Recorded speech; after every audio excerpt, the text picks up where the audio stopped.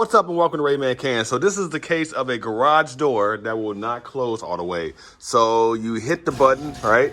And you expect your garage door to close. Well, watch what happens. Let's walk to the garage door. It is closing, but you notice it's gonna leave a nice little gap right at the bottom. You see that gap right there? And you're probably wondering, well, how do I fix that? What's the problem? Go to your garage door motor. In this case, it's right here. And you see this right here? Just adjust this simply with a flathead screwdriver, just a little bit, and then that is probably gonna fix your problem. So in this case, we're gonna just turn it. Now let's close it. And let's see if that fixes our problem. Nope. We have to give it a little bit more of a turn.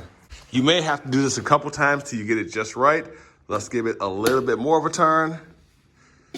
All right, and now let's go ahead and shut the door.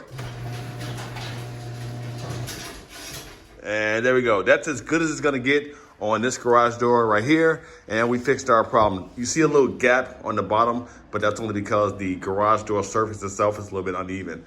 But yeah, that fixes your problem. So just, again, simply just adjust these two dials. By the way, if you turn it too much to the left and now it's hitting the ground, it's just opening back up automatically. Just simply use this one right here to adjust it upward a little bit until you get that fine balance to where you want it. Thanks for watching. Oh, subscribe, share, and please like.